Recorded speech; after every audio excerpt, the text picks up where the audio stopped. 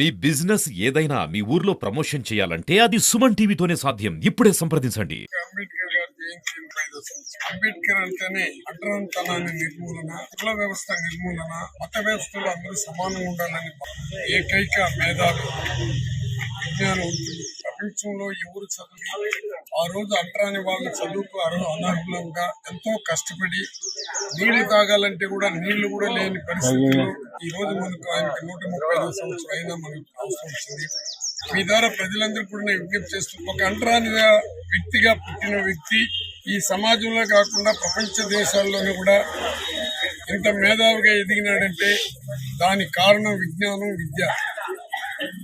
అంబేద్కర్ యొక్క ఆలోచన ఏ విధంగా ఉందంటే కుల నిర్మూలన, అందరూ సమానత్వం, పేదవాళ్ళు సంపద, పేదవాళ్ళు ముందుకు పోవాలంటే కేవలం విద్యను కొన్ని నమ్మి ఆ విద్యని అభ్యసించినటువంటి డాక్టర్ అంబేద్కర్ గారు పెద్ద మేధావి కాకుండా ప్రపంచ చరిత్రలోనే లండన్ లో కూడా ఆయన విగ్రహాలు పెట్టడం, ఇక్కడ చూసినా ఎవరికి లేని విగ్రహాలు ప్రపంచ పెడుతున్నారు. నా దృష్టిలో ప్రతి పేదవాడు కూడా ఇక్కడ కుల వ్యవస్థ, మత వ్యవస్థ, పార్టీ వ్యవస్థ కాదు, ప్రతి పేదవాడు కూడా అంటరాని వాడిగానే భావించాడు డాక్టర్ అంబేద్కర్ గారు. కారణం ఏమంటే ప్రతి పేదవాడు విద్యావంతుడైతే అంటరానితనం పోతుంది, విజ్ఞానవంతుడైతేనే సంపద వస్తుంది, ఆ విజ్ఞానవంతుడైతేనే అన్ని రకాలుగా సమాజంలో ముందుకు పోతాడని ఆ రోజు ఆయన ఆంగ్ల విద్యను కూడా అభ్యసించాడు. ఈ ఇంగ్లీష్ విద్య అనేది మనకు స్వతంత్రానికి కూడా వచ్చేదానికి కారణం ఇంగ్లీష్ విద్యనే. కాబట్టి డాక్టర్ అంబేద్కర్ గారి యొక్క ఆలోచన విధానాన్ని తూచా తప్పగా నెరవేర్చే రాజ్యాంగ నిపుణులు ఈ రోజు మనకు కనుమరుగైపోతున్నారు. అంబేద్కర్ ఆశయాలను ఇక్కడ కులాన్ని గురించో మతాన్ని గురించి నేను మాట్లాడలేదు. దీనికి వక్రభావాలు కల్పించొద్దండి. అంబేద్కర్ ఆశయాలు ముందు విద్య, నెక్స్ట్ ఆరోగ్యం, ఎలాంటి అప్పుల పాలు కాకుండా ఆలోచనతో మనకు 2019 నుంచి 2025 వరకు ఈ విద్యకి, ఈ ఆరోగ్యానికి, ఈ మహిళలకు గానీ అందరికీ కూడా ఆల్ కమ్యూనిటీ ఎలాంటి ఇబ్బంది లేకుండా, అప్పుల పాలు లేకుండా నవరత్నాలు తీసుకొని వచ్చి ఇవి కాకుండా అంబేద్కర్ యొక్క ఆశయాల్ని నిర్విరాంగా నెరవేర్చినటువంటి ఏకైక చరిత్ర సృష్టించిన వ్యక్తి ఎవరైనా ఉన్నారంటే నిజంగా అది జగన్మోహన్ రెడ్డి గారి. జగన్మోహన్ రెడ్డి గారిని ఎందుకు నేను ఎక్కువగా అభినందిస్తున్నానంటే ఆయన విద్యకి, ఆరోగ్యానికి ఇచ్చినటువంటి ప్రాముఖ్యత ఎవరు ఇవ్వలేదు ప్రపంచంలో. ఎంతో మంది మేధావులు కావాల్సిన వాళ్ళు ఈ కుల వివక్షతో, మత వివక్షతో మేధావులు పోయారు. అందుకే ఇంగ్లీష్ మీడియం చాలా అవసరం. ఈ రోజు పార్లమెంట్ లో కూడా ఎవడైనా ఇంగ్లీష్ మాట్లాడితే బ్రహ్మాండంగా మాట్లాడతారంటారు, అసెంబ్లీ ఇంగ్లీష్ లో మాట్లాడితే బ్రహ్మాండంగా మాట్లాడుతున్నారు.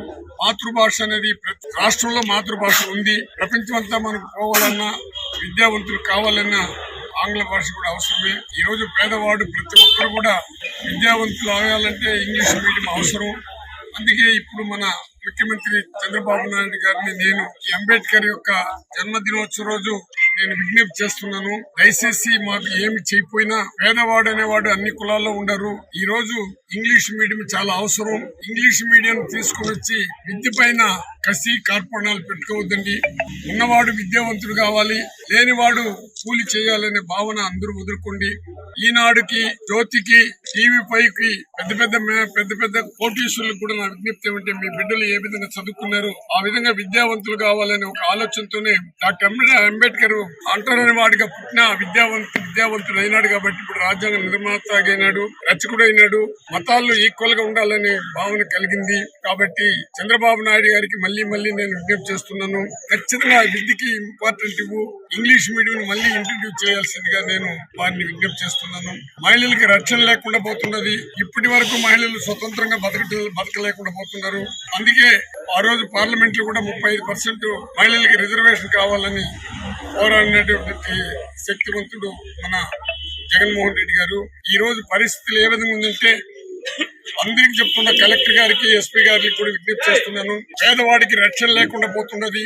ఏ పోలీస్ స్టేషన్ పోయినా, ఎంఆర్ఓ ఆఫీస్ పోయినా, ఎందుకంటే ఇది నిర్మాతకు సంబంధించినటువంటి వ్యవస్థ కాబట్టి నేను ఈ రోజు చెప్పదలుచుకున్నా. పోలీస్ స్టేషన్ లో కూడా నువ్వు ఏ పార్టీ, ఎక్కడి నుంచి వచ్చినావు, నీ బాధలు ఏమని అడిగే ప్రశ్న లేకుండా నువ్వు ఏ పార్టీ అంటున్నారు. కలెక్టర్ గారికి, ఎస్పీ గారికి, ఆఫీసర్లందరికీ కూడా నా విజ్ఞప్తి ఏమంటే రక్షణ కల్పించే కార్యక్రమాలు చేయండి. హైకోర్టులు, సుప్రీంకోర్టులు ముట్టికాయలు వేసిన వ్యవస్థని పేదవాళ్ల పైన కక్ష కార్పణాలతో, ద్వేషంతో రగిలిపోయే కార్యక్రమాలు చేయొద్దండి. ఏ కులమైనా గానీ పేదవాడికి అన్యాయం జరిగినప్పుడు రక్షించే బాధ్యత పోలీసు వ్యవస్థకి, రెవెన్యూ వ్యవస్థ తూచా తప్పుగా నెరవేర్చాల్సిందిగా వాళ్ళకు. ఈ రోజు ఏ విధంగా ఉందంటే ఆ మహిళలు నా బిడ్డ ఇంగ్లీష్ చదువుకోబోతాడా, నా బిడ్డ షూ వేసుకోబోతాడా, నా బిడ్డ గుడ్లు వేసుకోబోతాడా, నా బిడ్డ ఆకలి లేకుండా బతకపోతాడా అనే ఆలోచనతో 5 సంవత్సరాలు బతికారు. మళ్ళీ ఇది 100 సంవత్సరాలు వెనకపోయే పరిస్థితిని తీసుకొని రావద్దని కూటమి ప్రభుత్వానికి నేను విజ్ఞప్తి చేస్తున్నాను.